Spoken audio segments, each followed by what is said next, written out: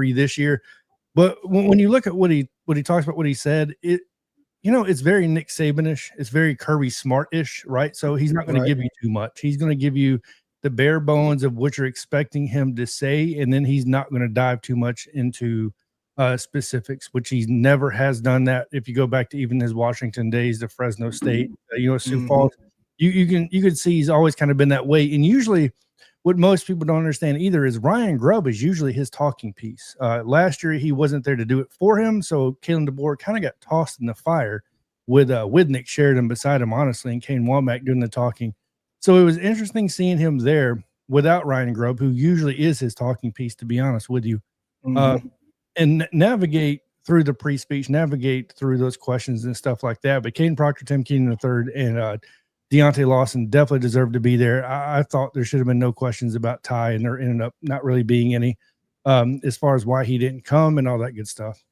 That's right, man. They kind of asked about the quarterback situation, and DeBoer just kind of gave the same answer he gave back in the spring, that Ty has the most reps. Yep. If I had to start today, because of the reps, but he did say all 3 quarterbacks were coming along, taking, a lot of snaps together. So it's still a battle to be had, man. Bringing on our 4th guy is our guy from, listen, man, y'all already know it's Shawty Parker, from my guy from Respect the Hedges and Just My Damn Opinion. What's going on, Shawty? Gentlemen, what's happening? Hey, man. Getting it started, man, talking these SEC media days, man. How you feeling today? Good, man. Hanging in there, man. Ready to talk a little bit more football, man. It's getting interesting. I'm ready to get this out the way. Big facts, man. We had brought up, man, Jonathan starting us off talking about Kalen DeBoer was up first today. I did get to check out Kalen DeBoer, a little bit of Caden Proctor as well. But DeBoer talked about not a lot of turnover in the building, not a lot of turnover on the staff. That's always a good thing. Not a lot of turnover on the team. I mean, you did get some guys from the portal, lost a couple of guys, but I think in relation to like everybody else, it's not as much. So he talked about that. Yeah. We lost 1 defensive staff member. You add on Ryan Grubbs, and that was the entire movement out of 119 personnel. Talking about staff. Yeah. Right.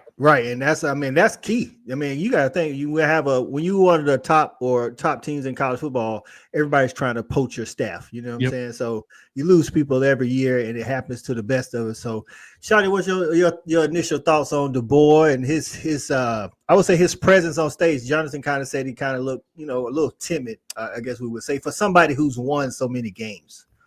So, that's one way that when I look at these media days, I don't necessarily look at it from, what they're saying. It's more about the body language and how they present themselves, because it ain't nothing but coach talk. That's why I'm so ready to get over this. But to that point, I could see timid in him being timid. And he was kind of like, to me, he gave all this like, I just don't know why I have to keep explaining myself kind of situation. That's kind of how I felt, like why I got to keep explaining myself, but I'm gonna answer it the right way. You know what I'm saying? That's what I kind of got from him. But one thing I will say is that he definitely knows what he knows. He's very sharp. He stood up straight the whole time. At no point in time, I never really felt like he was just intimidated. It was just like he was shy. He just never took control of the actual interview. You know what I'm saying? But he stood his ground. He was like, he wasn't no punk or nothing, but it was just like, come on, man, you got more. You the man. You coming off 9-win season. Right. But to the expectations of Alabama, in a sense, that wasn't good enough, and that's where it showed to me. Facts. Stat guy, what do you think of Kalen DeBoer's opener and how his posturing was? Yeah, I'll tell you, I was impressed with just coming out and saying that they didn't meet the standard. Obviously, a school like Bama, if you don't play for a natty, win the natty, those standards are a little bit different than elsewhere. But I was very impressed with him saying, look, we didn't meet the standard. There's work to be done to get to the standard, and that's where the focus is right now. I thought that was a great way to kind of kick things off and get things going for him. Yeah, man. And like I say, we're going to keep talking about Alabama, but y'all know we're talking about Oklahoma, Florida, and Mississippi State today. Let's bring on our other guest who will have some insight on Oklahoma as well and get his thoughts on Alabama. It's Hall of Fame college football. It's Jason Watkins. What's going on, Jason? Gentlemen, what's going on?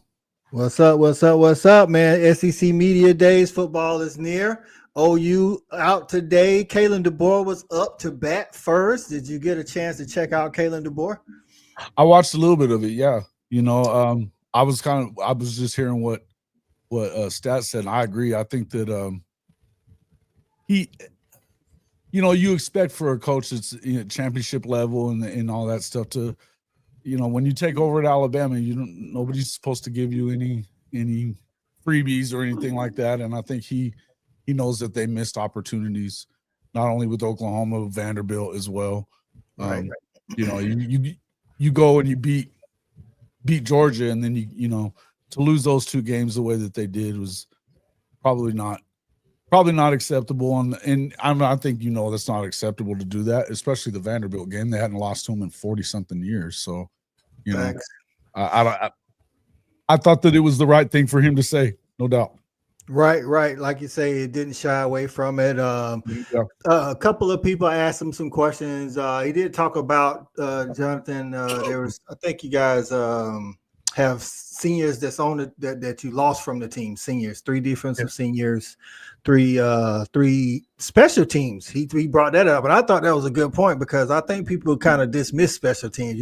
He said y'all lost your punter, your kicker, and your long snapper. Yeah, that's tough in a league like the SEC. You know what I'm saying? Look, games, and obviously all of us on this panel know you could lose a game in a heartbeat. Well, you know what I mean? In special teams. In punting, in my opinion, when you go back and look at the Alabama run, in my opinion, like J.K. Scott, I will always remember him as a punter at Alabama because that dude, in my opinion, won some of the games for us off his leg. Like, so he, or at least gave us the chance to win the games. You know what I mean? So no, I definitely don't downplay when you think about Will Reichert and all the, the records he set at Alabama and stuff like that. These runs don't happen without the third leg of the team, which is special teams. So no doubt. But obviously I'll let you, I guess, move into this situation, but obviously the Florida State quarterback, Thomas Castellanos, that was a big talking point in this. And I knew it was going to be brought up by the players. The questions were going to fly towards him. And I don't know if you guys know, but Thomas put out another little bit since then. So, he actually was with or near Isaiah Horton, I guess, and then spoke out a little bit, talking about, well, I guess we'll see you boys on the field. So, so the trash talking is going back and forth. But to be fair, I'll explain more in a little bit when we get into this and when you bring it up. Facts. What's going on, Mars Jam in the building? We appreciate you jumping in there, Mars Jam, saying Boomer. We appreciate that. Yeah, you're right. I did. Like I say, I caught Kalen DeBoer. I caught a little bit of Caden Proctor too, and they did ask Caden Proctor about the Thomas Castellano. And since we don't have to reach for, we got a former player in the SEC here. Should we have been in the media era, do you think as a former player, like when you was playing, would that have mattered to you? Somebody came out and say, hey man, we going XYZ to Georgia, and you would y'all be talking about that in the locker room, or you just kind of like, well, man, dude gonna say what he say? I mean, it'd be hard not to. It's gossip. I mean, why not? I mean, you know what I'm saying? So it'd be hard not to, especially as a player, but it kind of is what it is. One thing about, players, no matter who you are, if you're on that roster, you're getting some type of media training. So you should be ready and got to be ready. And especially if you're going to a particular event like that, you're going to have some training going in that. So, some of those things are going to be, prepared for. Right, because Caden said, I think his answer was, hey, man, we trying to finish up summer workouts, focus on fall camp. We'll see who win when we play, but we're not really focused on that. Like you say, trained by the coaching staff and the media, but like I know as a player, probably I was thinking when he was talking, I was like, now when he in the locker room, they probably definitely gonna be like, old buddy was talking all that cash. They always give you something to anchor yourself for interviews. Like it'll be the same phrase. You can say the same phrase almost to every question. If you get kind of caught up or trapped up, they give you an anchor or something to anchor yourself. Tim Keenan kind of stood his ground a little bit. I don't know if you guys saw what Tim Keenan and Deontay Lawson said, but Keenan didn't shy away from it as much. Did any of you guys see him speak? I didn't get to see Tim Keenan. Keenan's going to be one of the guys that can put that can shut him up a little bit on Yeah, the field, and too, you know, being so they asked him the pass question. When you go and watch them asking the question, he stops and pauses for a second, side eyes over where DeBoer was standing. So you knew something was about to come when he did. He kind of did that move and looked straight, and he's like, "Any disrespect to the team will be handled between the hashes and on the field." I like that answer, like, because like you say, I understand, like Shorty said, you can tell when you listen to the play, like a lot of players, they just kind of mimic what their coach say. I'm not saying I want you to go out there and just go back and forth and talk trash, but he's like, we heard it, we'll address it between the lines, that type of thing. That's what Deontay said too, wasn't it? Yeah, it was. Those two kind of went hand in hand. They're on the same page. Those are, like we said, like Coach I brought up, they're the defensive guys, so right. They're gonna have something to say about it. Big facts. Shout out to Frank getting in here, man. We appreciate you coming in, supporting the show. But Jason, did you get to see? You got to see the defensive guys, Deontay Lawson, at media day. See, I got to see. I heard about what Deontay Lawson was saying. I was going back looking through it. I didn't catch it live, but I went back and I saw that Deontay had said, they kind of backed off it, but they weren't gonna go full on right Castellanos, obviously. But it seemed like they both said the same thing. It was like, hey, all disrespect type of stuff we'll handle when we get on the field, but we're not going to talk about it now, basically. Which I respect that. And you know what, if you've played this game at any level, I know that our high school coach, man, they loved to pour through newspaper clippings and see who was talking shit, and they would stick it right over the urinal in your locker room so that you saw it 2, 3, 4 times that week. Kind of like Brian Kelly putting the Clemson paws on all the in all the weight room and all that stuff. So not that Clemson was talking noise or whatever, but just to kind of give them a little extra motivation. But I mean, yeah, and it's like coaches look for reasons and ways to motivate their team to step up to another level, whether it's game 1 or game 10. You know what I mean? You're always looking for something. I remember last year whenever South Carolina, you had the transfer receiver that went to Ole Miss. Juice Wells. Juice Wells, and they all had something to say about that. They wanted to whip his ass because he was, the way that they felt about it. And I mean, you're looking for those little things. You go back to Michael Jordan back in the day. He would manufacture shit to put the chip on his shoulder. So I mean, this is just coaches doing what they're doing, and I don't know what's going on with. To me, that should have been nipped in the bud. If it got talked about a second time, and I want to hear about this, Jonathan, but it got talked about a second time, and he's talking shit again. Right? What are we doing? You know what I mean? Like, Kalen or not Kalen, but Thomas. What is Mike Norvell doing allowing this shit to go on? I'd be like, dude, shut the hell up. You've been here for 5 minutes. I can tell you right now, he already got talked to, because what happened was when that statement was made, about probably 10 minutes later, they said he re-said what he said by saying, look, I'm saying this stuff because I felt like our team was 2-10 last year. They weren't any good, and they need confidence going into this season. So in my opinion, he said something. Mike Norvell, probably like you said, bro, chill out a little bit. And then he came back a little bit and was like, well, what I actually meant, or why I'm saying all this, is because of this. And it's one thing to be confident, but Shorty, I mean, you played in the country. But like what I'll ask, say, Shorty, like, so let's say you on the other end of that and your quarterback came out and said that, wouldn't that kind of fire you up? Like, yeah, we're going to back him up. He said it. We're going to stand on him. Yeah, I mean, whatever motivation you want to say or get or use, man. But if you really that kind of guy, you don't need that kind of stuff. You know what I'm saying? But I get it. I totally get, as a competitor, I get it. So I don't have no problem. I see it both ways. Right. That's how I am. We always about, you know what I'm saying? You stay ready, so you don't have to get ready. Yeah, right. You'll have to get ready. Sooner Legends in the building. What's going on, Mike Dub? We appreciate you getting in, my man. What about you, Stat Guy? Comments by Thomas Castellano, whether you're on the opposing side or you with him, you for it, or just hey man, just wait to put the pads on and prove it on the field. I mean, from his situation, it's dumb, right? They were 2-10. I mean, they were horrible last year.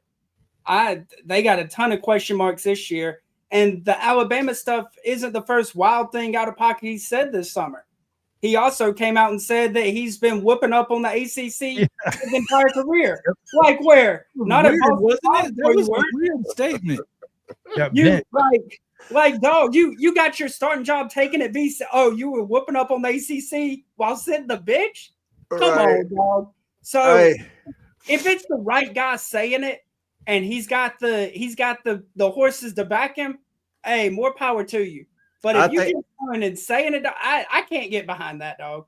Right, and I think it goes to what Shawty said. You said if it's the right guy saying it, it might hold more weight, but Shawty saying if you are the right guy, you probably ain't got It's saying to it say anyway, that. yeah. You know what I'm saying? So it ain't got to be that. Sooner Freak in the building. What's going on, Sooner Freak? We appreciate you getting in. Coach Smoot is in the building. We appreciate you getting in, my guy.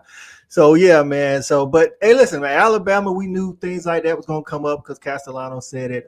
Again, DeBoer mentioned not reaching the standard. We knew that question was gonna be answered, but overall, I thought it was really good.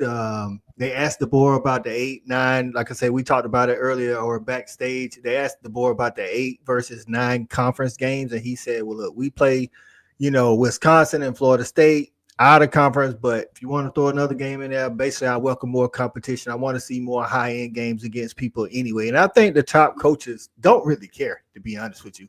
I think it's those fringe teams that's like, oh, well, we shouldn't have to, play all of these games. And They worry about the draw. right, they were because they on the fringe. When the guys that want their teams or expect their teams to be elite, I think they like line them up, man. Let's see who the best. Like let's just do what we got to do. You know what I'm saying? So I like that answer from DeBoer, man. Talking about that. Before we move on to OU, Jonathan, you got anything else that's about media days for Alabama that stood out to you? No, I think the biggest thing is I'm gonna be paying attention to the transition with Ryan Grubb now. They're handling the media moving forward to see if DeBoer is gonna kind of back off like he used to in the past and Right. let Grubb kind of take handle of it, or is he gonna stay at the forefront of this? That's really it, though. Okay. My boy B Shaw jumping in the building. It's a great show, fellas. Appreciate you getting in. BNG in the building, our resident Texas fans. So, man, we got a full panel. That's right, man. We up in here, man, to talk about it. Listen, these 2 middle days, not to dismiss the Carolina Gamecocks or Razorbacks, but the 2 middle days is the meat of it. Listen, just like a sandwich, man. It's the meat of the thing. You know what I'm saying? It's like you had Georgia, Texas yesterday. You got Florida, OU, Bama today. I'm just saying. That's all I'm saying. So, The Texas Blazing was on in full force yesterday, wasn't it? hey, listen. I don't think it's just in the SEC. I think nationally, everybody's loving Texas. They're loving Arch. It is what it is, but OU was up to bat today, Jason. Give us your initial thoughts on BV and his posturing or how he seemed at the podium today. He kind of felt, to me, it kind of felt like he's like, I mean, I kind of took it as him saying, man, wait till you see what we got now. You think this stuff last year, yeah, we had it bad. We had a bunch of injuries. We had a terrible offensive coordinator. We weren't good enough, and he owned that. But it was almost like just kind of reading his body language. It felt to me like he was like, wait till you see what we got now. Right. And we was talking a little bit before the show, and we wanted to ask you, since you got a post on the OU fan base, and I know me and you kind of talked about it on the other show or whatever, but of course we not to say they're going 6-6, but in your mind, if he goes 6-6, is he in trouble? Because the reason why I'm asking is because me and Stat Guy say he was at the podium like, it don't matter what I go this year, I ain't going nowhere. That's kind of he like confidence, you know what I'm saying? I think he's confident that they're not going 6-6. Let's just put it that way. I mean, okay, but it's like it seemed like to us it doesn't matter. Like in his mind, it don't matter as long as we go out and play hard. I'm good. I've been on the record to say that I thought, and all this kind of was up until a few days ago when we found out that Joe Castiglione was retiring, right. So I've been on the record kind of saying that I felt like it would take something worse than last year, 6-7, of it would have to be that bad or worse, and just not look good without injuries, without any of that other stuff before they would actually fire him. They were going to owe him $35 million after this season. They're going to owe, they still owe his staff in that same range too. And they've got a lot of money invested in this roster that should be damn good. So do I think they want to fire Coach V? I do not. Right. But I'll tell you what, he was hired by Joe Castiglione, and there is a group of people around. There's boosters and there's certain people close to the program that don't want to hear no more excuses. And I got to tell you, I'm kind of one of them at this point. I'm at the point that, look, if aside from the only excuse you got left, if you ask me, is that if they were to have the same amount of injuries. Now we know that they've replaced some of the medical staff that we've had some worries and concerns about, the last couple of years. So I don't think that that's going to be an issue. I'm telling you that I believe that I think that he's confident in what he can do running the defense like he has before. I think he's confident in having a guy like John Mateer who comes in with some swag, who he knows the offense. He's played under Arbuckle at Washington State. Same guy that was coaching up Cam Ward before he went to Miami. So I think that they feel good about that. They brought in a guy like Jaden Ott. They loaded up on receivers. And truth be told, you've got the best offensive line coach in the country that, yeah, they weren't good last year. They had a lot of injuries there, but I think that a lot of it had to do with their coordinator situation as well. I don't know that – I think that, yes, I think he's in more trouble today that Castiglione is retiring than he was a week ago before we found out about that. Right. We figured that might have something to do with it. I think so. But I do feel like overall he feels confident in what this team is. And, you did lose some close games last year, and it's the worst offense I've ever seen at Oklahoma, man. And I remember the 90s when they were trashed then too. It wasn't as bad as it was this past. It just everything that could go wrong went wrong. They couldn't score. They could not score. They even in great situations that, they turn over Tennessee twice in their own territory and immediately turn the ball over again. You know what I mean? Right. So it's like, so confidence either way, you know what I'm saying, whether it's like I say, we got some naked pictures of somebody he know he ain't going nowhere, or just confident in the team and the product that he's about to put on the field, man. What's going on, Trojan Fight? Appreciate you getting in the building. Say what's up, panel.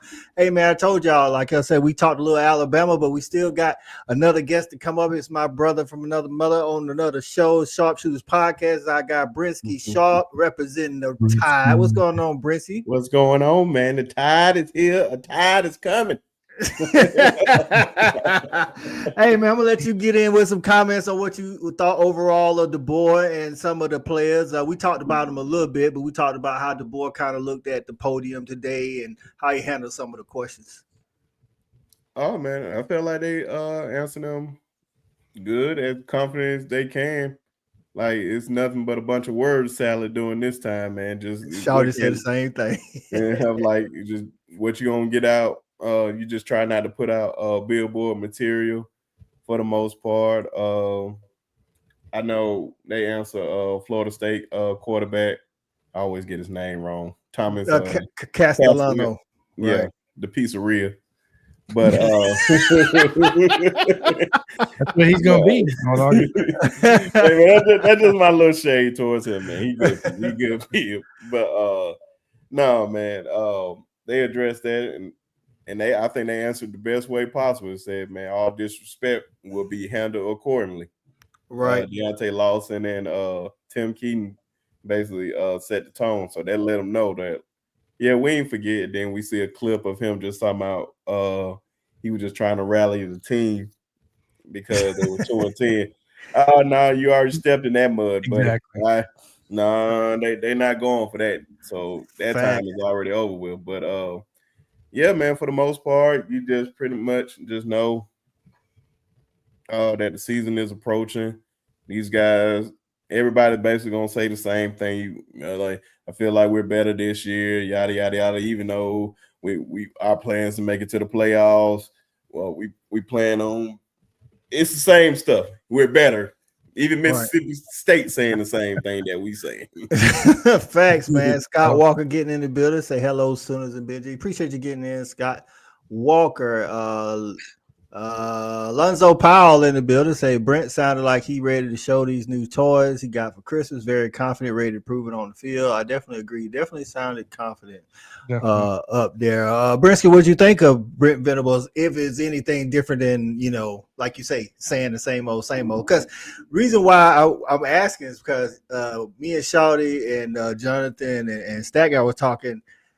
Out of all the coaches so far, Hugh Freeze seemed like the pressure is eating him alive, and he knows the pressure is there. And it's like today, I thought DeBoer was a little bit not as like I don't think pressure's getting to him, but like for somebody that's won as many games as he has, not just at Alabama, but in his career, he didn't seem as quietly confident. And Jonathan pointed out that could be because he's usually not the guy in the media; it's usually Ryan Grubb. You know what I'm saying? So maybe that. But that's why I was asking about these coaches. Do you see anything like that about out of Brent Venables, or did you see just total confidence out of him?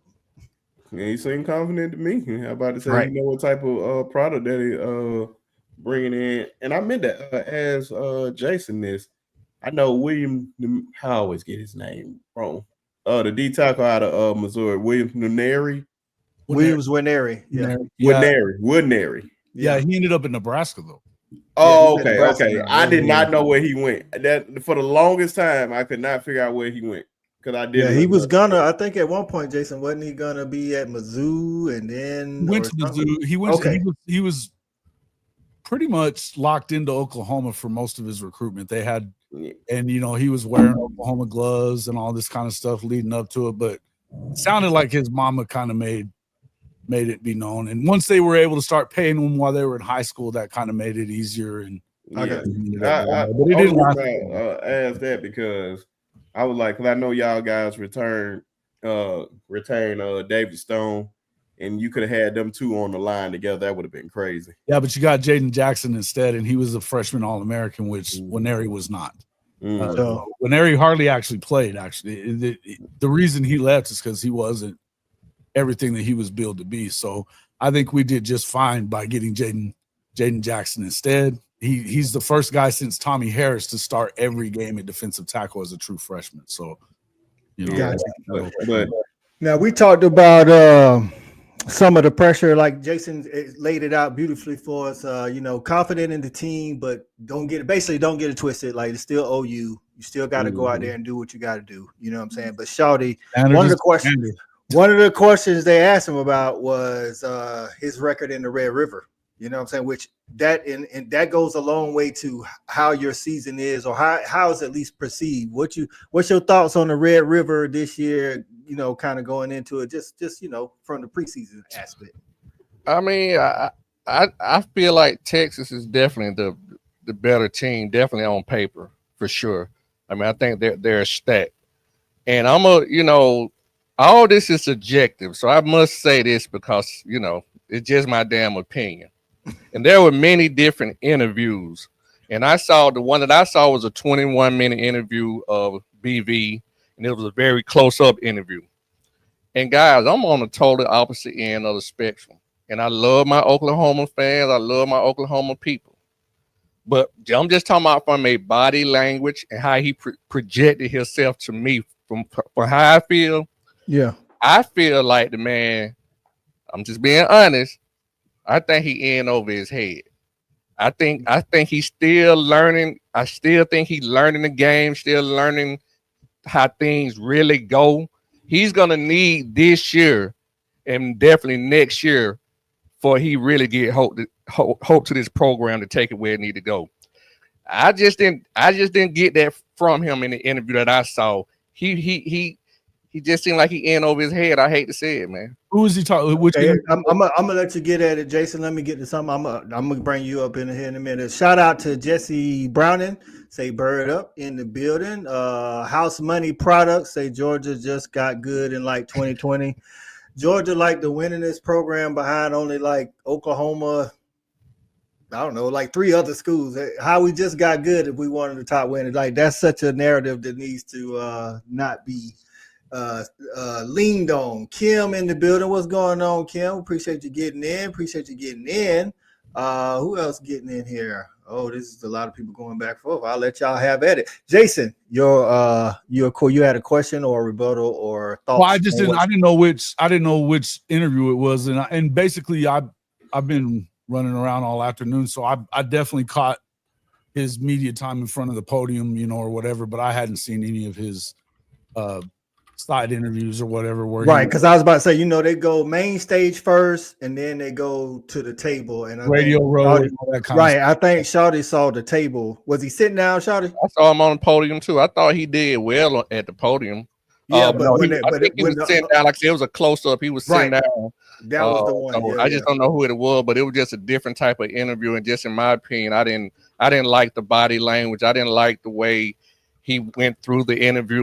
I'm just talking about from a was there a certain question or anything that you? Yeah, I didn't get to see the Radio Row that like you did, Shawty. I got to see just the podium. That's the only thing I guess my question would be: was there a certain thing that you thought that it kind of gave you a bad look? Because here's what I would say. I was saying this morning, I think you were watching this morning when I've said this, and I've said it before. I'm at the point that I don't know that you have any excuses anymore. Aside from them, having a injury season like they had last year, I'm ready to see that learning curve flatten. Mm-hmm. And that's what I was actually going to say. I don't know if you see Ben G come in. It was almost like I would think he might should have started like at a Memphis first. I think he went to a big program too fast. I just don't think he was ready, especially after watching that interview. They offered him multiple jobs too. It's weird that a lot of people at Clemson have always said they're surprised that he took the job because he had turned down Kansas State twice. He had turned down Auburn recently. When Brian Harsin got it, he turned that one down. He could have had multiple other jobs as a head coach in the last 10 years or that 12-year period that he was at Clemson. He didn't have to he was only willing to take a head coaching job if it was Oklahoma. Now, that's well and good if you hit the ground running. But in a situation like he came into, and Lincoln Riley did not leave a good situation for him, it wasn't a good situation. They had to rebuild the defense from the bottom up because it sucked before. You know what I mean? And on top of that, they still lost 40-something guys when Lincoln left, including 2 5-star quarterbacks. You know what I mean? So, I don't necessarily blame him for year one. Year two, they won 10, but there were some games that they shouldn't have lost, in our opinion. The Bedlam game, the Kansas game, you can't lose them. You can't lose both of them. And even though, there was the Bedlam game kind of sucked as far as, that was a bullshit call or a no call. And but you should have not been in that situation anyway, to begin with. You got to put yourself in a situation to run away with that game. And they didn't. If you let the officials have an opportunity to beat you in the last year in the Big 12, they're probably going to. But I think it's fair to say, I think it's fair for anybody to question him at this point, and including Oklahoma fans, which plenty of them are. Right. I do think that last year was a bit of an anomaly. Right. And if you go back and look at a lot of these games, look, Missouri, they were winning with 2 minutes left. They have a lead with 2 minutes left. They lose in regulation. And they lose off of Jackson Arnold booting it off his knee. I remember us talking in the very first part of the season, Coach I, and after the Houston game, you're like, Jackson got happy feet. It's one of the things, and he did have happy feet. Look, the South Carolina game, no shade to South Carolina, they came out there and beat the shit out of them immediately. But you've got Bauer Sharp, a tight end, one-on-one with All-American edge rushers. Yeah. On all three of those scoring plays in the those damn plays. How you do that? It's just South Carolina was a tough draw for any offensive line, much less offensive line that wasn't playing up to their standard because of certain different issues. Go ahead, Jordan. I was just gonna say that my last thing about it, I'm not saying that BV isn't the guy. I just put it in a nutshell. He's not the guy to do it in 4 years at Oklahoma. It's gonna probably take him 6 years. That's all. If he gets 6 years, I think he'll be the guy. He's just not the guy to do it in 4 years. Got you. Xavier Barker in the building. Say roll Tide. But I think Jason brought up something, and I wanted to say Venables spoke to this. Hold on. Oh, talking about the quarterbacks, he said that Jackson Arnold and Michael Hawkins didn't have, he basically he ain't like say they played bad, but he just said the supporting cast didn't help him out a lot last year, and a lot of that was due to some injuries. But even the guys that played didn't really help him out. So he's like, we asked a lot of those guys considering they didn't have the tools around them. So it's going to be interesting. Like Jason said, they went into the portal, got some receivers, got a running back. We'll see if he can be the guy he was 2 years ago and not have a lingering health issue. Or if he, isn't that same guy, because I think the offense will be better, just like at South Carolina, if their running back gets clear. Like if we talked about it last time, respect the edge. If you can run the ball, that opens up your offense. So that'll help out Mateer, even though he's been in this offense. Mateer did seem like he was having fun at media days. Like I think some of the guys seem so uptight at media days, like they don't want to say nothing. Like Mateer just kind of was going through like interviews. that since he got there, Coach. I mean, Right. He stepped in and became a leader like day one, and he's out there talking shit to the defense and stuff. I mean, they don't win every damn time that they go out there against them in the spring, but it was he's definitely ratcheted up the competition level, which is something that really from day one we were hearing a lot of bad things about Jackson last year. He's throwing too many picks. He seems rattled real easy. They ain't even hitting him, and then he seems rattled.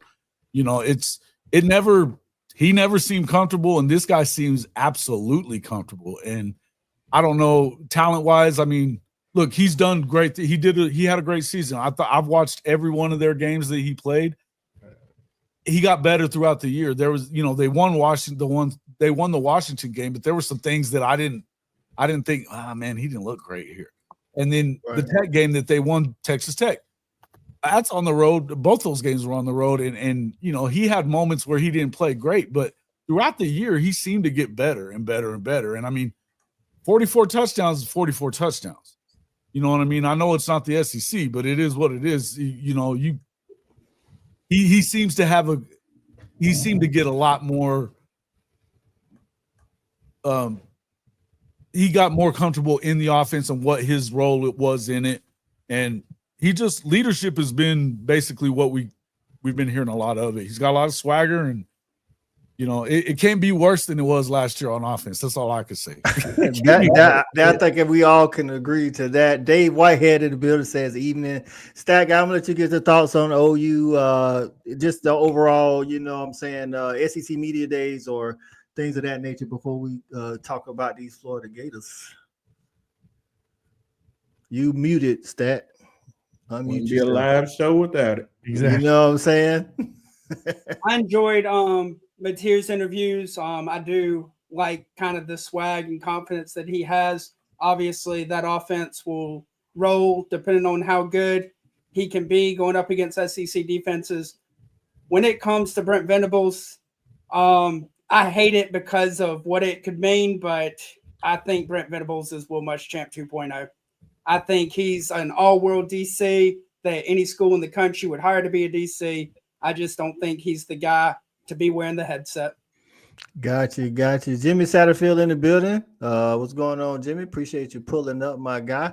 We got some of these comments, man. House Money Production said he thinks there's going to be a 3-loss SEC team that wins the SEC. Jonathan, you feel that way? Nah, I think you're going to have a 2-loss. I don't think you're going to see 3 losses in some cases. I mean, damn, look at Texas's schedule. That's what I've been saying, dog. It ain't even just about the team, dog. Their schedule compared to the other elite teams that's vying for this thing is not comparable, really. Yeah, it's you'll have a 2-loss. I think you'll end up with a 1 or 2 loss SEC team. I think there's going to be the reality of the situation is this. If Gunnar Stockton pans out, if he does great this year, I don't know who's going to beat Georgia, right? So, I mean, you could play this role into a lot of teams this season. If you look at John Mateer with Brent Venables' defense prowess, Oklahoma is going to be a hard get, right? So, Alabama, if Ty Simpson pans out to be the 5-star he's supposed to be with this revamped crew on offense with this wide receiving core, I don't know how you're going to beat them. But I'll tell you one thing about OU. Brent Venables better win more than them 7 games. Because man, I've been on those forums and those boards where they're talking, and they are talking loud about Rebels right now. Which is what, like, when we was all on the show on Brisket show Sunday, which was my point. I wasn't trying to poop on Auburn, but I'm like 7-5 at OU. Yeah, Ain't the same as 7-5 at Auburn, dog. I don't tried, care. bro. I don't care how you spin it, dog. Like if you 75 at OU, I I don't care agree if with you you playing in. 100% on that. By the way, I'm like, I don't care if agree you with playing in the 100% Mountain on that. West, dog. You It's get not looked okay. at sideways, dog. It's not. Again. Oh, we doing stuff better. Mateer did this, but you went Standard is the 75. standard, bro. Standard is Right. the standard. Right, and Ben G gets in. He's a Texas fan saying basically the same thing. No slander to BV, but first job because the expectations at OU is to win. And yeah, they hadn't won, a natty, but they was in the playoffs 4 straight years, and they was winning 10 games. OU different than Auburn, dog. Auburn, like we all can just think right now. Okay, Auburn, Cam Newton championship. Auburn, Ronnie Brown and Cadillac, good. Auburn, Jarrett Stidham. Auburn, Nick Marshall. Outside of that, they've been Texas A&M. You know what I'm saying?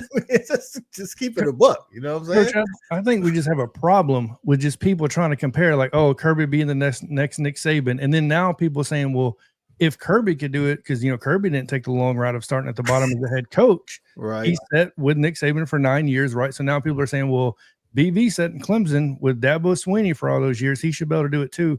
You can't always replicate that stuff. Like Shorty said, sometimes it's just going to take time. Sometimes you just got to learn your path, right? So go through the rough patch. And I don't know if OU can withstand another 2 or 3 seasons of 7 wins.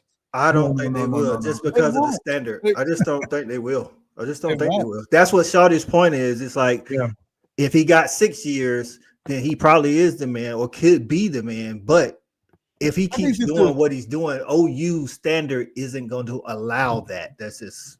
And I think he knows that too, by the way. I don't think that let's not be crazy and act like he's not aware of the situation. You know what I mean? He is aware of the situation. And I think, look, I feel like I hadn't seen what the interview that Shawty's talking about, but to me, it felt like he was up there saying that he's confident. He's talked about it before this too, saying, look, whenever we won 10 games the last time I called this defense, 2 years ago. So I feel like I know that I can do this. And he said this, another thing he said is I've been coaching for my job every year that I've been a coach. Right. So it's, in the end, you guys could be right. I mean, hey, I said it myself earlier. I don't feel like he has a lot more excuses, and I feel like it's time for that learning curve to flatten out. There's things that we should not continue to see, a la the Ole Miss game when you call timeout on 4th and 4. You're in your own territory. I don't care if you're not going to go for it, but don't call timeout and punt. You can take a damn penalty and punt. Do not call timeout and punt at the end of the third quarter. Right. And House Money Products is agreeing, says if BB doesn't win by the end of the season, he has to go. We love him, but this is business. Like I said, Oklahoma's just a different standard. That's just what it is. Zofix getting in. We appreciate it. Says it's fair criticism of BB, but I don't think it's as impactful as you make it sound. Again, this is not to project that they will go 7-5, but we're saying that if something like that happens, then the same. Let's just say OU's people ain't putting up with the same old. That's just not the standard. Again, that's and we know that as outsiders. USCJ in the building. What's going on, my guys? Say, fellas, what's good? How y'all like the #1 recruiting class? Big Jason talking to me over. Listen. I ain't gonna front on you, Jay. Listen, we was #1 for about 48 hours until we lost the defensive lineman to Texas today or yesterday. But that's okay. We got us. If they hold on to the class, not unlike last year when they ended up 34 recruits right now. Then right. Then we'll talk. But let me when they're 4-3 in October, then come and talk to me if they still have that #1 class, because I don't see it. Right. Listen, man. Y'all in here today, man. We're talking SEC Media Days, Day 3, Alabama, Oklahoma, Florida, Mississippi State. Y'all on Jason's Hall of Fame network, man. Y'all make sure y'all hit the like button if you own the Sharpshooters or you own whoever you own to Fan Addict or Just My Damn Opinion. Shawty had to drop off because he is starting the show at 9:00 on Just My Damn Opinion. Y'all make sure y'all check that out. But y'all hit that like button, man. It's free to do, and it helps us bringing y'all this content for the low, man. Brisky, I'm gonna let you start out. We're gonna move on to Florida, man. Or we'll whoop y'all behind. Listen, man.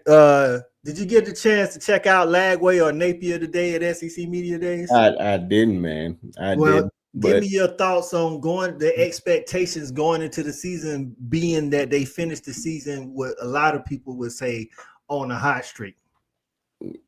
yeah, surprisingly, Billy Napier still has a job. That's how I was feeling. And I had a bet with one of my partners, and I lost that bet because they weren't supposed to win 6.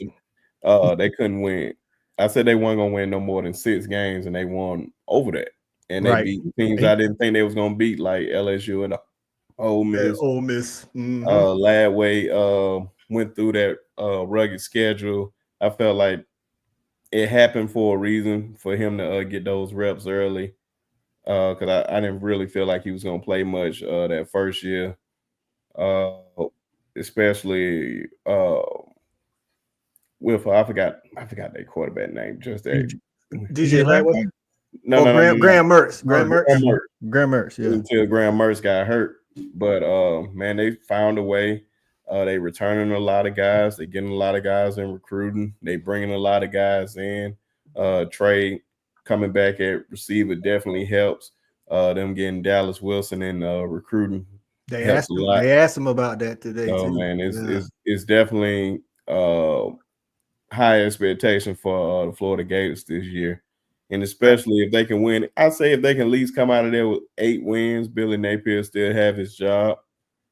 Yeah. It definitely secure for sure then, because now you're still bringing in a good recruiting class, 8 wins. That's good. Then they're going to have even higher expectations come DJ Latway Jr. So if they can come out of there with 8 wins, I think that's good for them.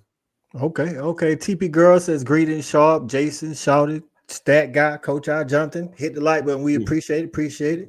I feel the same way. I feel like Florida is another one of those contingents that, I mean, we've seen it actually in person. You know, coaches winning games and still getting fired because they're not winning natties. That's what it is.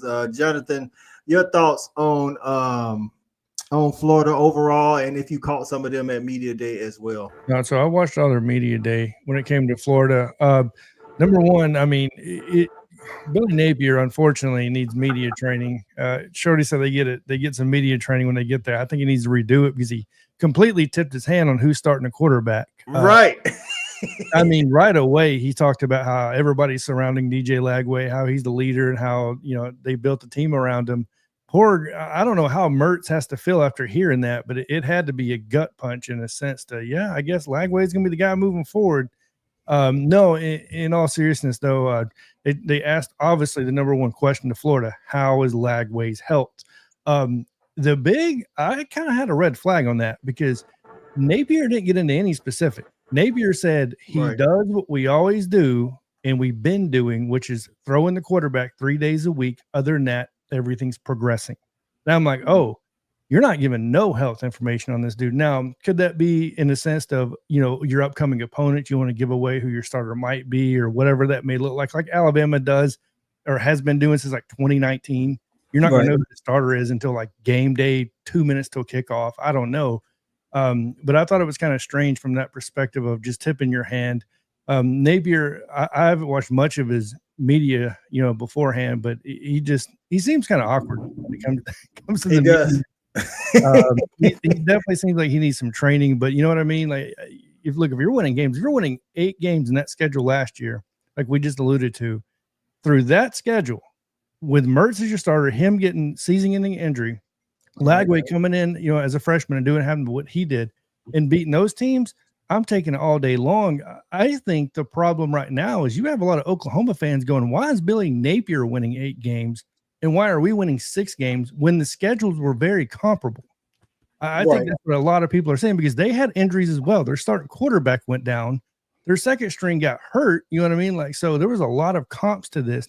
They weren't obviously as injured. There was a lot of points. They scored more points than Oklahoma did. They definitely scored more points. And, you know, a lot of people don't, in my opinion, give Billy Napier probably enough credit when it comes down to winning the 8 games last season. But yeah, that's what I took away from it. Right. Dwayne Oaktree in the building. Appreciate you getting in. He said Texas taking Georgia 5 stars. They did 2 years in a row. Justice Terry last year and Tyler Atkins this year. Georgia, Kirby don't never, just a side note, Kirby never lets the Georgia faithful sit in a stew for long. We got Nick Abrams today, and we should get the number 4 D lineman by the end of the week. So we'll see. But yeah, hey, it is what it is, man. I'm gonna tell you like this. I said it when we've all said it. Like, you can't listen, man. You can't deal with the oil money, dog. The oil money just hit different. It's just what it is. So shout out to Texas. Cordy in the building. Appreciate it. Said BV about to build a dynasty. Okay, Cordy. I hear you. Future, what's going on, my man? It says good evening, hookup. What's going on? Future, good to see you up in the building, my man.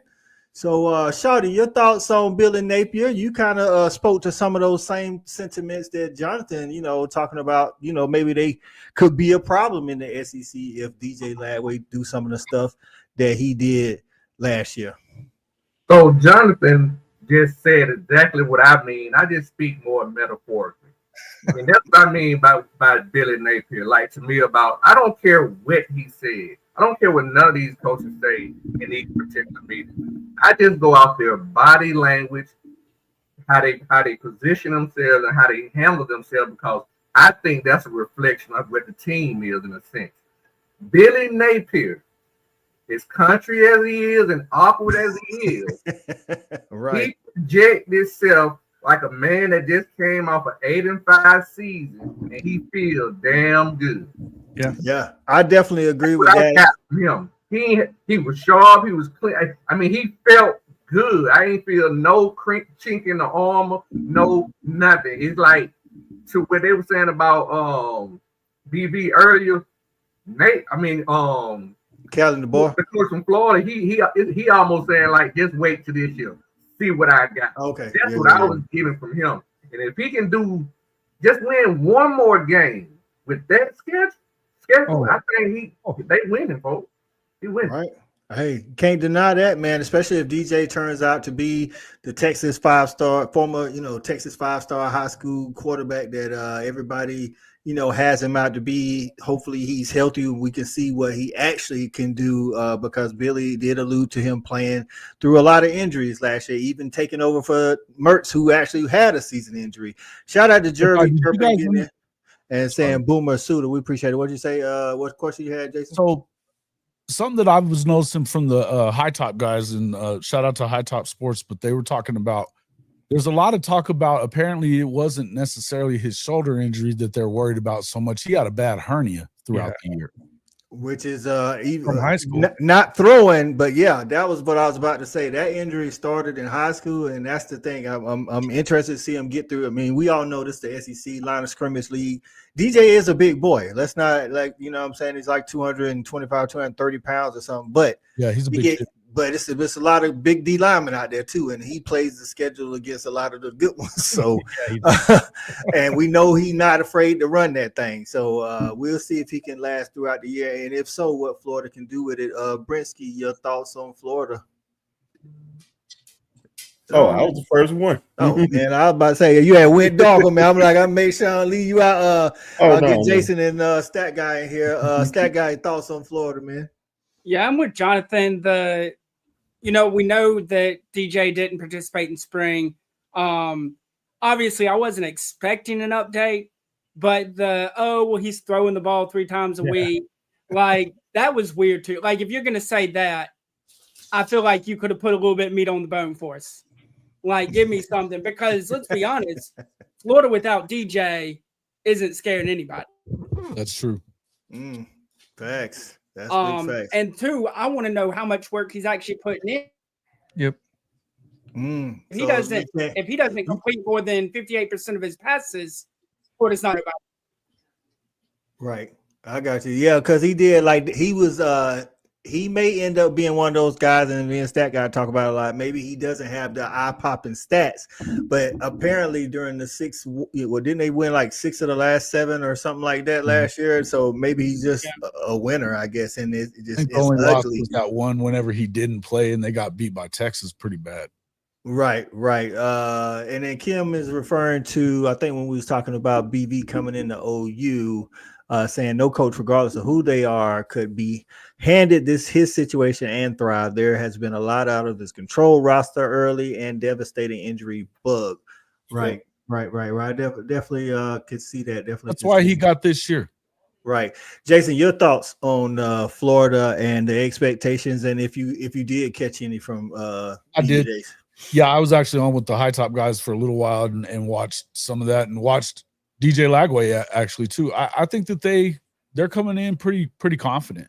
And I think as much as I like DJ Lagway, I'm Eugene Wilson is a stud. Oh man, I think they've got some firepower on that side of the ball, right? I think the best thing about that team is their defense. And I think that was a major reason that they played the way that they did throughout a lot of the season. They had a defense that was right on par with a lot of the other SEC top defenses. And when they got some offense, when Lagway was in, they were able to pull off wins. Now, when they didn't, you saw what happened against Texas. They got blown out. In Austin, he's not in the game. He comes back in the next week. They go right back to rolling. I think that they're a good football team. I don't know. I guess my concern would be like what you said.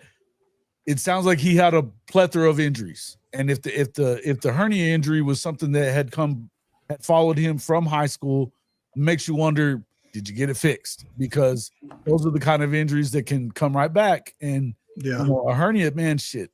I don't know anybody I know people that have had hernias before, and that is not something that you can just easily, play around with. And, it's whatever you think, it's a lot of pain, man. And so to be able to go through that, I think it's going to be tough.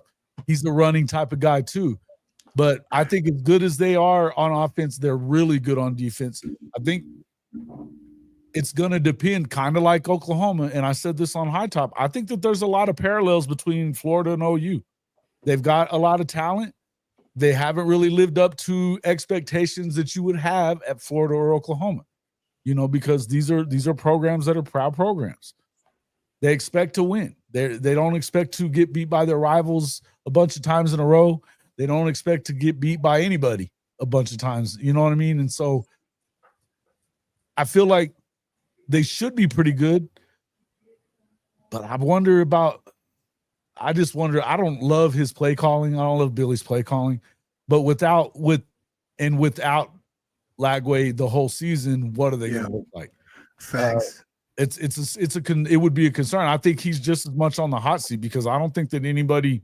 I was going to allude to that. They don't want to hear any more damn from him either. Right. Kind of, alluding to what Jay Lou was talking about earlier, and you just said it, Jason. Similar issues, winning. It's just similar pressure. And since Alabama was up on SEC Media Days, and Jay Lou is a recruiting guy, I'm gonna let him address Trojan Fight's comment here. He says an Alabama commit that's from the West Coast is on flip watch. Do we know what commitment he's referring to, Jonathan? I haven't got anything. He probably talking about anybody from anybody. Who do y'all have? I was about to say, who do y'all have that's good from California, possibly? Let me bring up my big board. Because I don't know who would be even on the flip. I'll be honest with you. I don't know of anybody that's listed on Alabama's recruiting board right now. On flip watch. Is he taking the Trojan Fight? Let us know. Is he taking the visit to Southern Cal? Is that why you're saying he's on flip watch, or what we got going on here? Why we listen? Are you sure it's not because they're paying $20,000 a month to commitment? We got some people out here doing now. No, they're doing it. Jay ain't talking about that on his show, but that's what they're doing. Let's see here. You can go ahead. It is a little bit more expensive out there. So 20,000 out there ain't like 20,000 over there. Right. Maybe that's why. Per month you can get by. Hey, 20,000 in Cali. That ain't gonna hit their pockets hard like it'll hit in Athens. I mean, you 20,000 money after you better be winning a natty the first year you come. Yeah, you're right. Samuel Utu would be the only guy I could even think. Well, number one, he's the only guy I could think of that's even from the West Coast.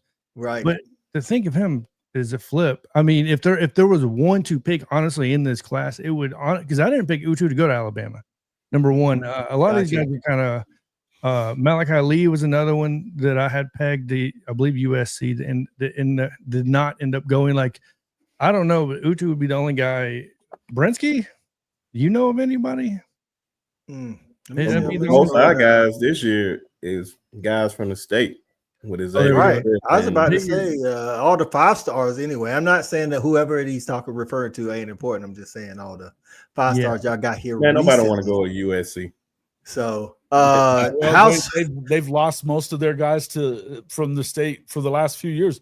Lincoln Riley doesn't do a great job of state recruiting. Yeah, we might get him, but he can't keep him. Right. That's what the thing. You see that all the time on Twitter. They talk about when somebody commits to USC, they'll be like, "Well, we'll see where he actually signs on signing day." And it's like it's kind of been their running thing for the last couple of years. Xavier Griffin to go through and win. I mean, do we expect them to win more than 6 or 7 games this year? Because I don't know that I do. Well, what's crazy is Jason and I told Charlotte we might need to have, we started stat guys like we need to have a show about like why ain't nobody talking about Lincoln Riley is not in the media. What's crazy at all this year, and I don't know if that's because nobody expects or they just got their head down grinding. I don't know, but that's a topic that I would love to dive into. We should definitely get Jay on for that show for sure. Right. Make him talk about it. right, and how the fan base feels. You know what I'm saying? So House Money says changing conferences, all that kind of thing. Ain't nobody saying nothing about him. Right. That's what I'm saying. Like House Money says the Notre Dame game, and he already ducked a bunch of SEC games and shit. I mean, he's doing what Lincoln does. So. Who is the backup quarterback? Graham Mertz. Okay, because he got hurt. He got a redshirt year. Yeah. Oh, I didn't realize he got a redshirt year. Okay, yeah, Graham Mertz. So if he's healthy, I'm gonna be honest with you, the accuracy goes up. Now the athleticism goes down with Graham Mertz, but the accuracy goes way higher. He was playing. Yeah, he's super accurate. That's what I'm saying. He ain't got the biggest arm and the talent and the physicality that DJ possesses, but he's way more accurate than DJ. So it'll change his playbook too. It would. I was about to say it's definitely going to change his playbook, and they would rely. Even though I think Jaden Ball is a stud at running back there, they would rely more heavily, I would say, on him if DJ has to go down and he has to come back in. So, they got like 230, ain't he? He's a big one. I think he's like 230. Yeah, he's a big one. So, I don't know, man. Go ahead, Stat. One more thing on Sunbelt Billy is I know somebody mentioned he might be on the hot seat or gone this year. I don't see, no matter what they do this year, it's going to be hard to fire him because he is currently killing it on the recruiting trail. I think if he keeps this class together, it'll be hard to let him go. Now, I would love for that to happen because, he came into our backyard and took my boy that I coached in basketball. All that. Yeah, but they were doing the same thing last year, and they ended up falling down at the end of the. They did. And not only are they winning in the recruitment, but they're winning at some key positions. They got a nice offensive line recruiting class. They're getting some big boys on the D line. Yeah, I think that they've done really well in the trenches. No two ways around it. But I'm just saying, if you're not holding on to this class, and you saw at the end of the year.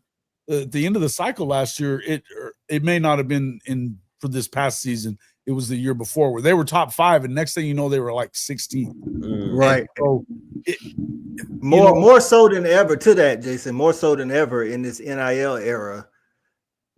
Teams ain't stopping recruiting these guys. I mean, we just seen it. The D lineman that Georgia had, Texas State on him. He was committed to us for about 2 weeks. That's how we got Xavier Griffin. Exactly. Y'all got Xavier Griffin from US from SC. We got Tootle. We got Tootle, the linebacker from Auburn. Yep. It's like, and this was happening before NIL, but more so now with NIL. It's like, hey, let's up the ante on this guy. See if we can get him to move. You know what I'm saying? Shout out to Stevie G for pulling up, man. We appreciate you getting in. Been a minute, Stevie G. So it says Trojan Fight says reportedly next year USC will only go for 15 or so recruits. So they really like the guys in this class. If somebody asked Trojan Fight how many people they had in the class, and I think it is 32.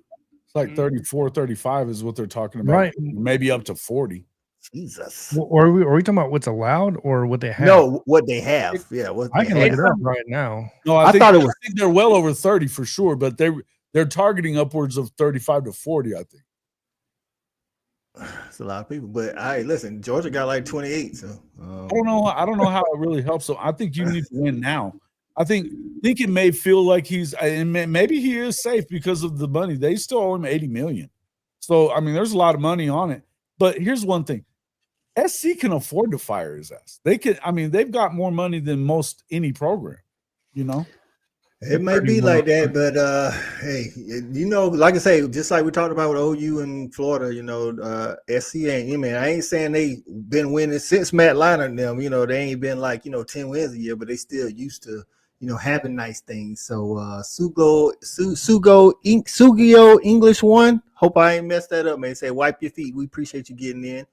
Appreciate you getting in, man. So any last thoughts on Florida before we close out with Mississippi State today?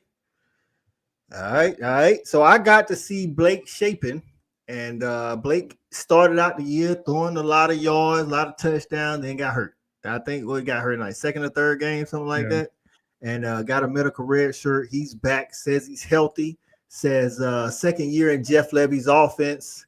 I don't know what that means, but he says second year in Jeff Levy's offense, and the X's and O's are starting to be I guess come easier for him. Stat guy, thoughts on Mississippi State, SEC Media Days, and any expectations for the season with one of the hardest schedules in the nation? Well, look, I'm keeping a buck with you.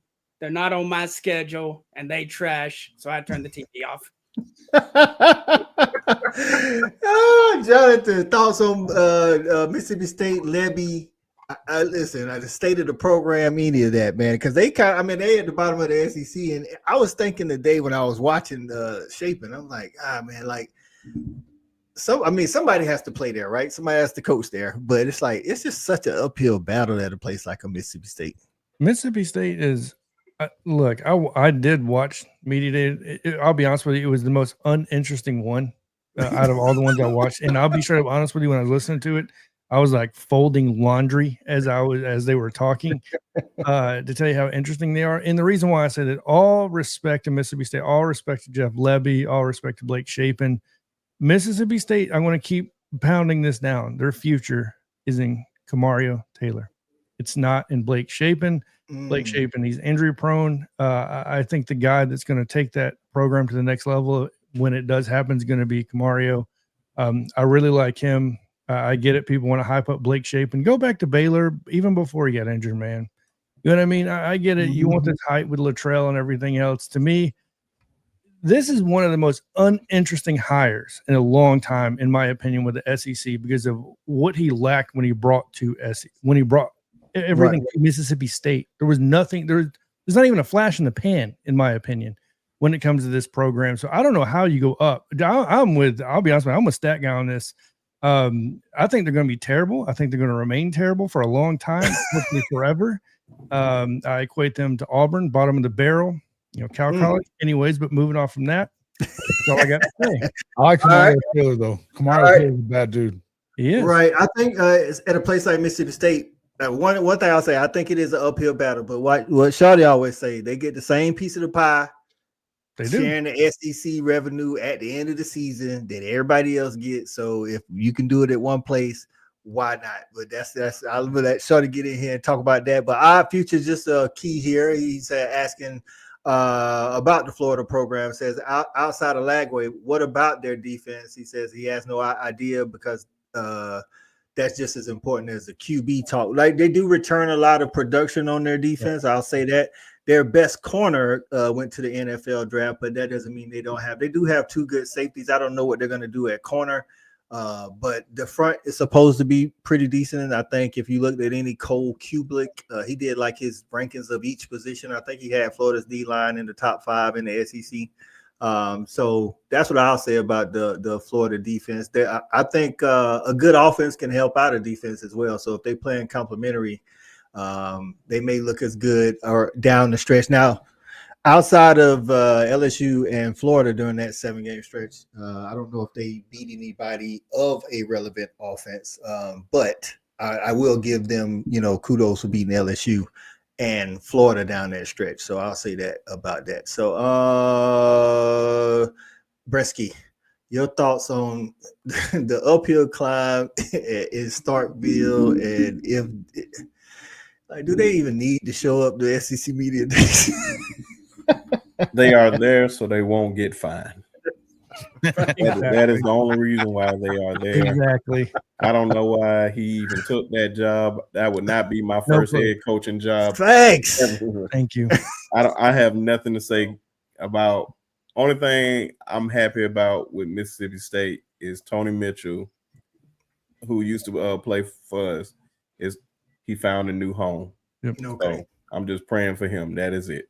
Gotcha. Outside of that, I don't care nothing about Mississippi State. Oh, and their Right. recruiting has gotten worse, by the way, if that could even happen.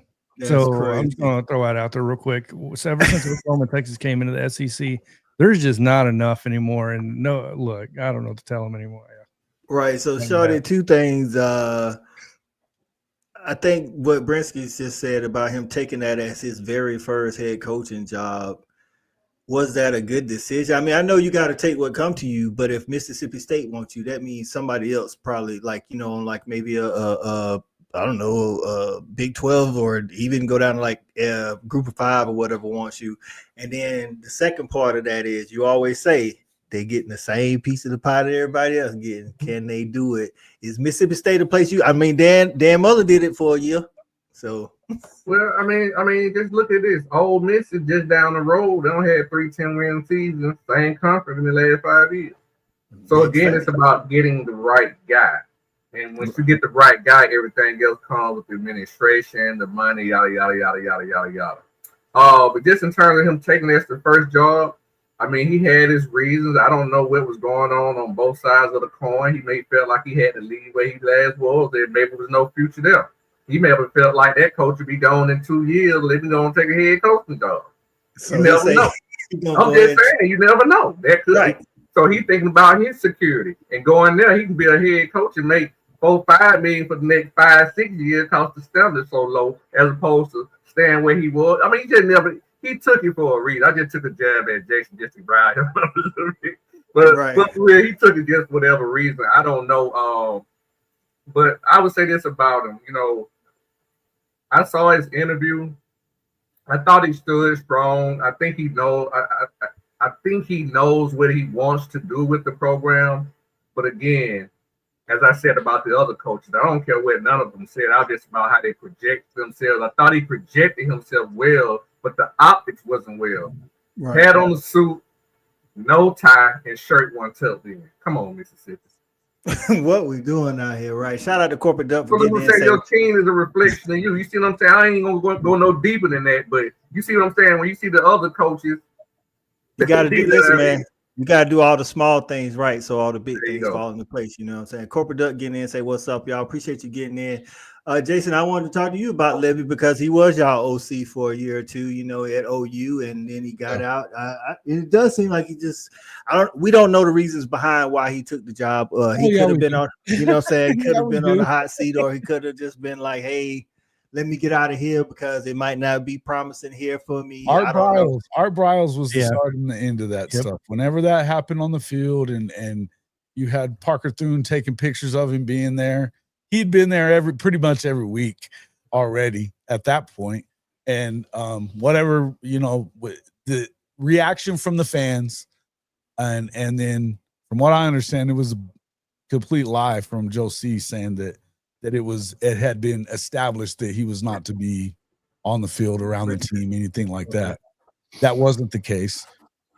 He was leaving one way or the other. Whether he got that job or not, he was out.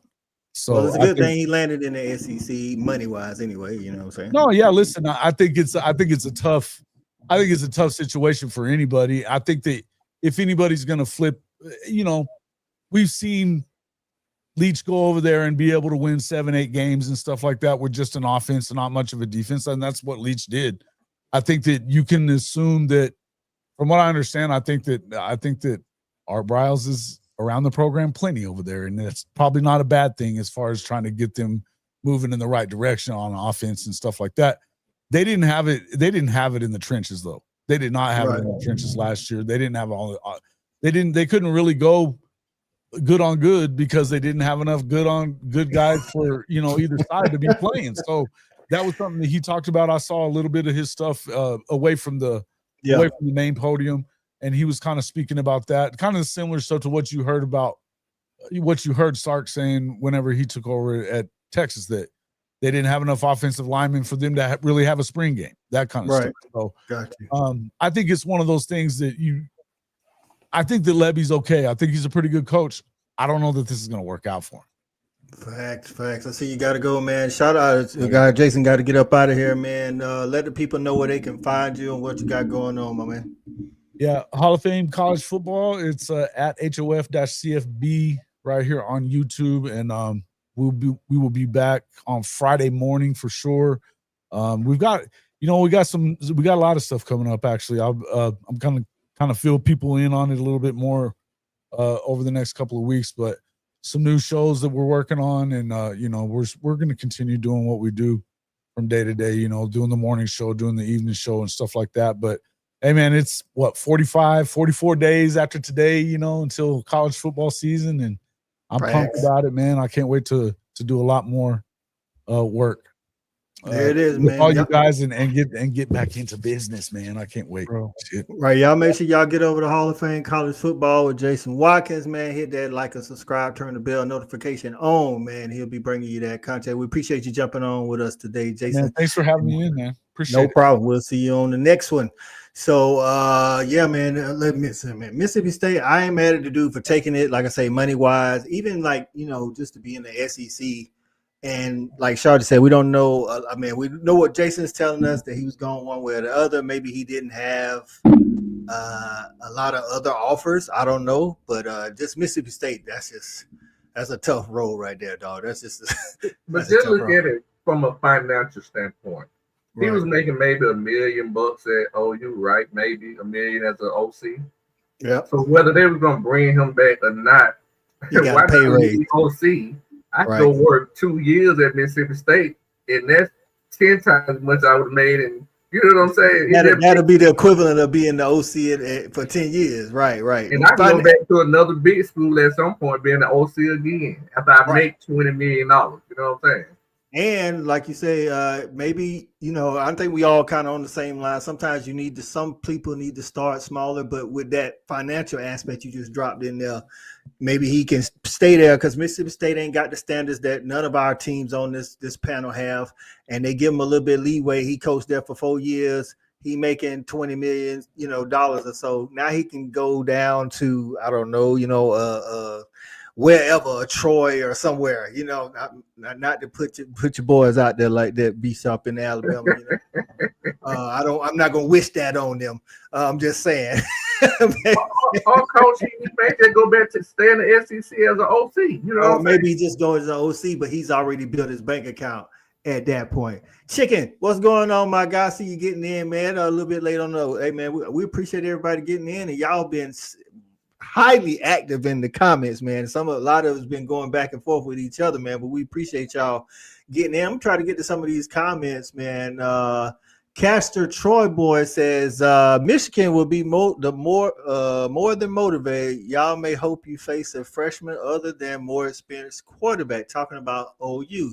That is the second game, if I'm not mistaken, of the season for OU, or the third. Jonathan, do we know? I believe it's the second game. That's the second game. Second game. That is going to be a big game. I think me and Stat and Shawty was talking about this. I don't care, or I don't know what the offense is going to look like for Michigan, but one thing we do know is that defense will travel. And Shawty pointed out that Michigan kind of makes you play their game. You know what I'm saying? Ohio State in the last couple of years have had one of the better offenses, if not, top 3 offenses in the nation. But when they play Michigan, it's like Michigan slow that thing down, make it ugly because of that defense in the run type game. So while OU may have the better quarterback in this situation, OU's got a good defense. Michigan got a good defense. I think it's going to be one of the more telling games at the beginning of the season. I do know for OU, they got those 5 games at the beginning. I think 3 of them are not gimmies, but guarantees, I should say. But then you got Michigan and Auburn in those 5. They got sold out at least 4-1. I feel like they gotta go 4-1. If they don't, if they go 3-2, the season ain't gonna look as great. What's up, Stat Guy? I was going to say one thing to keep in mind heading into that Michigan game. Everybody talks about the 4,100 combined yards and all the touchdowns from John Mateer. He also got sacked 33 times last year and turned the ball over 10 plus times between interceptions and fumbles. So that is definitely something to watch out for coming into the SEC. Obviously, Michigan with the defense they play behind an offensive line that was bad last year and is going to be unknown again heading into this year. That's right. House Money Project speaking on Levy say Levy's predictable, just like Lincoln Riley in pivotal situations. They both have tendencies to tuck away when it matters. And that's something, if that's the case, he's going to have to get out of at Mississippi State. If he wants, I mean, like I say, we thinking, lower expectations, you keep the job for a little bit longer, but they still don't want to go, they go 2-10 last year or something like that with no conference wins. I don't think they don't want any conference wins in the next 3 to 4 years. I think we got to get one. We got to get one. We got to get 1 or 2, you know what I'm saying? Because not for nothing, I don't know if they on Vandy and Arkansas and Kentucky schedule this year, but if they not, they will be the next 2 seasons. So at some point, and not no shade of them, but they kind of struggling too. You know, you got to get some wins, went 1 or 2 here somewhere. You know what I'm saying? So with the teams that we talked about today, Bama, Mississippi State, Florida, OU. I'll start with you, Jonathan. 2 biggest games for Bama this year. Well, I mean, obviously traveling to Athens is always going to be clearly low hanging fruit, Jonathan. I ain't gonna let you off the hook like that. obviously. But I mean, no, the ones I really want to pay really close attention to is probably going to be LSU, because it's going to be a real testament to our secondary with Garrett Nussmeier throwing the ball. So I really want to see how that pans out and really see if our secondary is what it's supposed to be put out to be with Mo Linguist and these guys. Because Mo Linguist, I don't know about Brinsky. He shocked me, right? Coming from Buffalo, and the expectations were very low to a lot of people, including myself. He's proven not just to be, it seems like, developing these defensive backs, but recruiting his absolute, ass off, to be completely honest with you. But yeah, I'd say LSU. And then, I mean, it's just because what Oklahoma did to us last year, that was dirty, man. I mean, only scored 3 points, and they beat us the entire game. So, that's going to be one. Auburn, to me, Hugh Freeze. I don't know if Hugh Freeze will even be there by then, to be completely honest with you. Deuce Knight will probably be the starting quarterback by then. But, yeah, there's so much to this. But, yeah, I'm obviously I think Florida State in the trash talking as well. I can go on and on. Every game to me gets personal to some extent. All right, before I move on to Stat Guy, tell me of the other 3 teams, Mississippi State, Florida, and OU. Not Mississippi State, Florida and OU. Give me a big game for each of those teams. Jonathan. You were asking. Yeah. I'm gonna ask you. Yeah. Go ahead. Repeat the question. I said I want you to give me 1 game for Florida and 1 game for OU. Big game of the season, or means a lot, or pivotal. Florida is definitely. Well, I'd say Florida is going to be Oklahoma, and vice versa. And the reason why I say that is because I think it hinges both their seasons. I really do.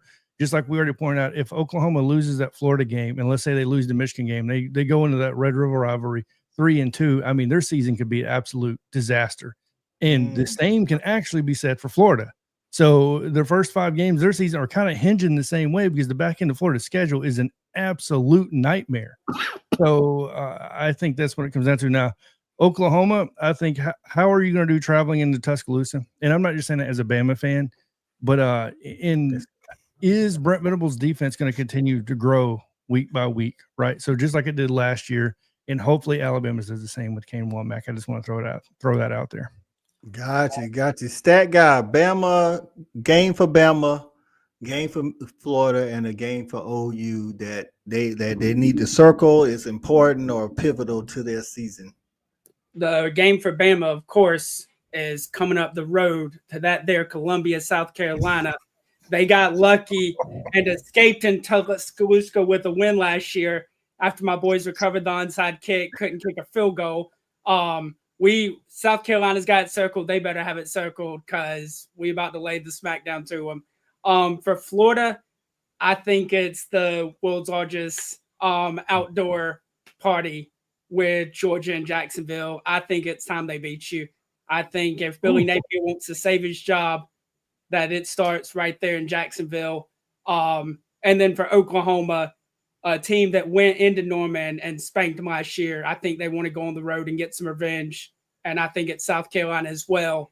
And the thing with that game is for any OU fan planning to travel to South Carolina early in October, you better wear 2 deodorants for that noon kickoff. It's going to be hot.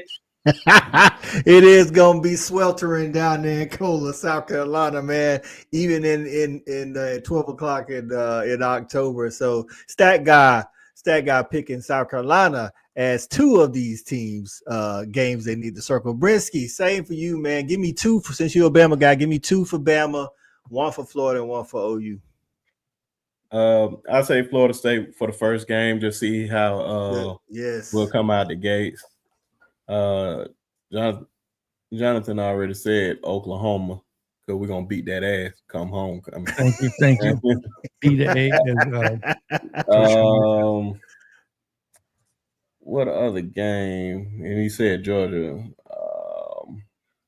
Always Auburn, man. The Iron Bowl, of course, best rivalry in sports. It's not even close. Don't let the OU Texas fans hear that now. It's not even close. It's nowhere near close. As ESPN, they made a 30 for 30 on it. Right. But yeah, man, it's gonna come down to the Iron Bowl because it's somebody that's going into Jordan-Hare all the time, man. It's gonna be a big game. Coach Kalen DeBoer's first Iron Bowl on the road, so hopefully we can come out of there unscathed. So we'll see. Okay. Ben G was getting in on our Mississippi State content, saying that they played Texas tough for almost 2 quarters. I do remember that, but it got kind of ugly after that. So it's like I get you. I mean, they got up for 2 quarters, but they got to be able to do it a little bit more than that if they're gonna get a win. Like I say, since they didn't win an SEC game last year, this year I guess the goal is to win one.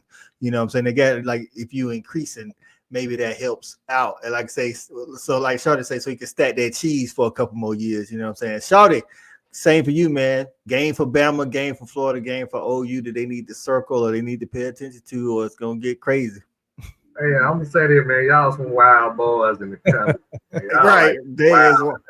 There is definitely wild in the comments. So I've been looking at the schedule, man, and this is why I was laughing too, man. I'm with Stat Guy. I hate to say it, but for Bama, I'm looking at the schedule just because of where it's placed. It's sandwiched between Tennessee and LSU. And they got to go to Columbia. Right. So for Bama, I'm gonna say South Carolina. Now, I think Bama should win that game, but just based off of where it is in the schedule, I think it could be a sleeper game. To be honest, I really do.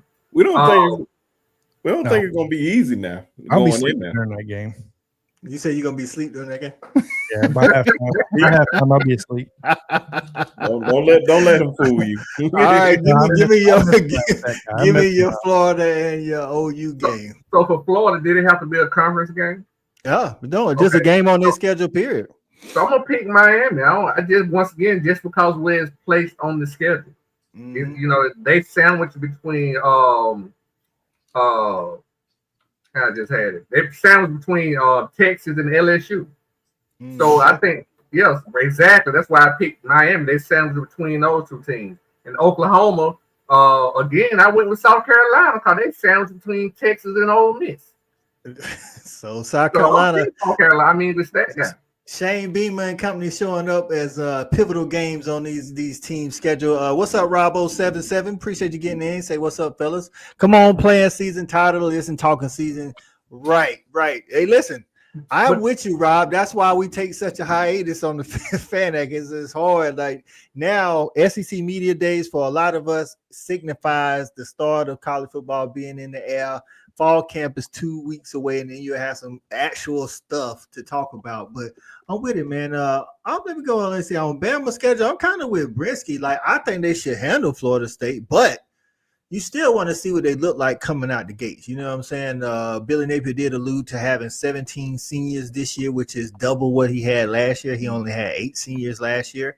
So you want to see what this more snaps look like against a Florida State team who is trying to find their identity. They got to come and figure some stuff out, or he gonna be gone down there in Tallahassee. So I ain't saying he gone if he don't beat Bama, but trust me, the trustees is looking at this dude like, you better make it a game, if nothing else, especially playing at home right out the gates for Alabama. For OU, I actually think it's the Michigan game. That Michigan game gonna tell us a lot, but I think it's kind of, we talked about it. I said it earlier, and Shawty mentioned it, is like we in talking off camera.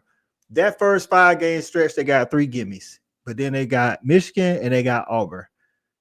I don't think they can come out of that 5-game stretch 3-2 and expect to be 8 wins. I think because that's going to tell a lot about what's going on. Because the rest, I mean, we all know OU got one of the hardest schedules in the country, not just the SEC. So the last 7 games of the year is just banger after banger after banger after banger. And so coming out of that first 5-game stretch at 3-2 would not be good. For Florida, I think it's Georgia, to be honest with you. I mean, like, I think somebody mentioned it earlier, like you can't keep losing to your rival. I think it was Jason. You can't keep losing to your rival over and over and not making the playoffs and have the native state, not restless. They're going to be restless because they want to beat Georgia. They want to make the playoffs.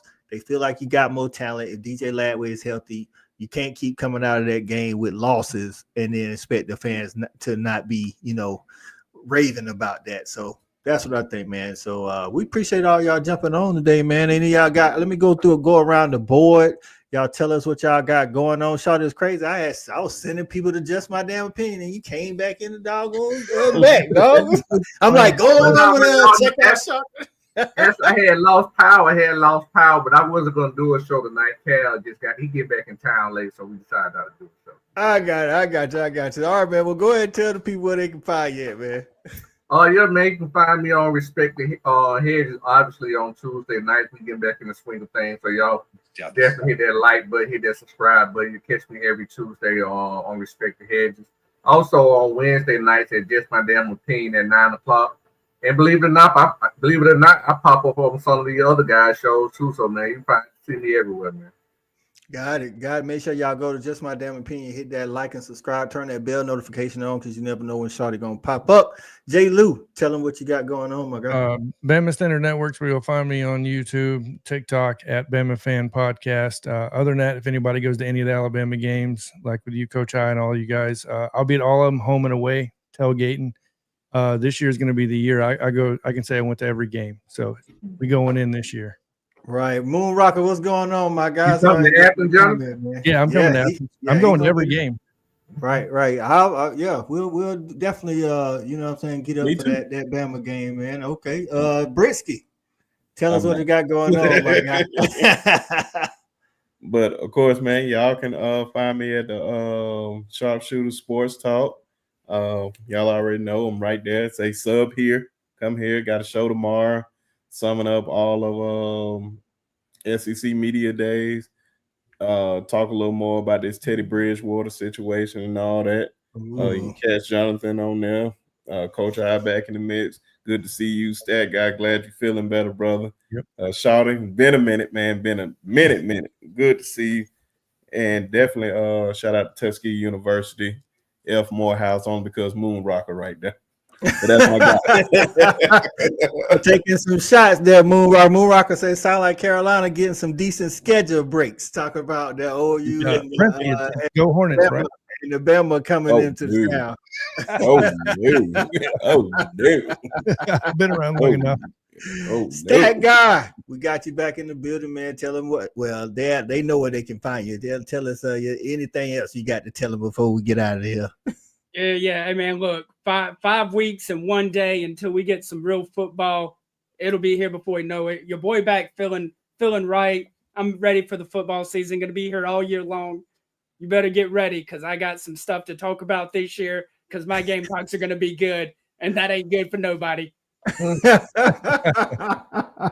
That's right, man. Talking season almost over with, you know what I'm saying? And we all ready for the college football season to get started. That week 1 slate, Labor Day weekend, is going to be a lot telling. It's good football, and I'm glad I can pay attention to all of it. You know, we playing Marshall. Hey, we go out there, we need to handle business, but I can like really focus on the other games, man. Oh, what's up? Can we clap it up for 8:30? That's a hell of a slate, man. Clap it up for the Lakers, man. Hey, 8:30 is gonna be a hell of a day, man. Listen, man, that day is I just looking at the games. I don't remember the last time we had this many games. So it's about 8, 9 games. I put it in one of my group chats with my some of the guys I went to school with.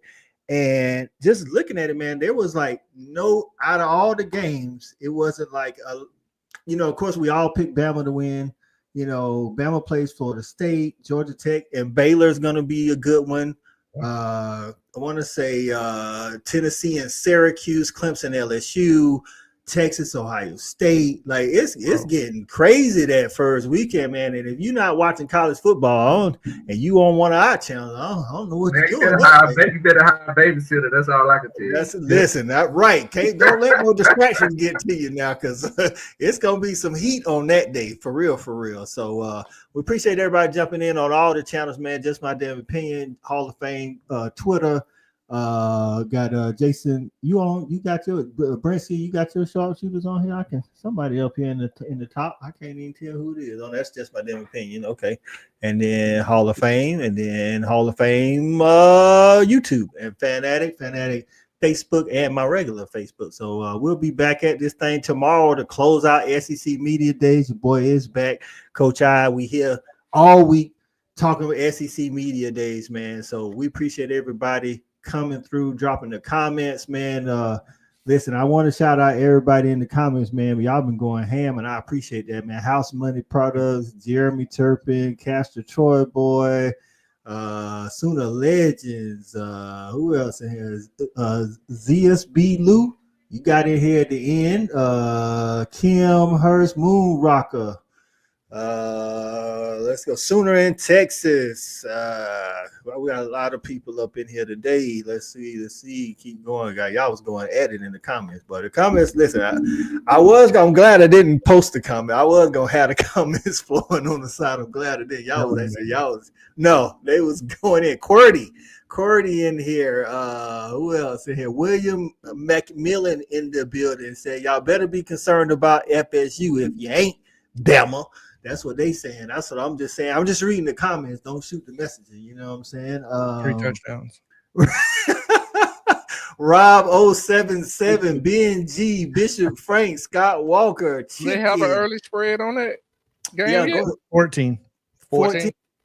That sounds about right. Sooner Cowboys. That does sound about right. Who else in here? TP Girl. We had a lot of folk up in here today, and Richie Dubs was in the building. God, who else? Don't make me miss it. If I miss you, y'all. Jimmy Satterfield was in the building. We appreciate it. We appreciate Xavier Barker. Oh man, hey, you got a Trojan Fight. I got to say one thing. Yep. Go ahead. I'm looking. Go ahead. Tomorrow, my birthday. Tomorrow's Brisky birthday. Yes, it is right. Oh, and speaking of birthdays, shout out to Hog Wild Podcast, SEC Mo. His birthday is tonight. He will be. Man, I gotta show my boy Mo some love. Right. And SEC Mo will be on the Fanatic tomorrow night talking Hogs and Sam Pittman, and if he's gonna last throughout the year, which I don't think he will. That should be a short segment. I'm just playing. Over under 1 minute. Right. Corporate Duck was in the building today. Dwight. Man. Who else? But yeah, man. Shout out to Brisket. Sugio English was in the building today. Yeah, I know I'm gonna miss some of y'all, but I'm trying here. Stevie G, my guy, was in the building. Who else? I got you, TP girl. Hey, can I ask a question while you looking through that, Coach? Yeah, go ahead. Jonathan, are y'all gonna adopt a GM at Alabama? Are we gonna adopt a GM? Well, not. I mean that strategy. Because Georgia, we're not gonna have a. You know how a lot of schools are getting GMs. Yeah, we got a we talking about general Y'all manager. have a GM? Yeah, Courtney Morgan. Okay. 'Cause Oh. I don't no. think Kirby. I think Kirby No. said that we're not going to have a GM. Yeah, Well, no. Kirby We'll see how controlled long too that much. lasts. No, Kirby could listen. Kirby, I don't think Kirby can function if he ain't got control. I got you. That's No, just how, I like to think. It's like I think Nick Saban was the same way. I don't think Nick Saban would have had a GM if he was. He still was there. over both sides, director of personnel and operations. Whereas, DeBoer is relinquished as director of personnel all to Courtney Morgan. So, But that kind of goes with what I think. That kind of goes in line with what John told us earlier about him not really being in the media type guy. Ryan Grubb being the one talking. You know, what I'm saying he like, let me just focus on this field stuff. Y'all focus on all this other stuff. Whereas other people, like I say, like I don't think a lot. Like I don't think Dabo's bringing in one. I think he likes to, have that, control too. Shout out to Dwayne Ogletree was in the building today. I don't do this often as far as going back up in these comments. It's Scott Walker, Stack, y'all got a GM? USCJ. Yeah, I don't think so either. I think Beamer likes to manage as well. Okay.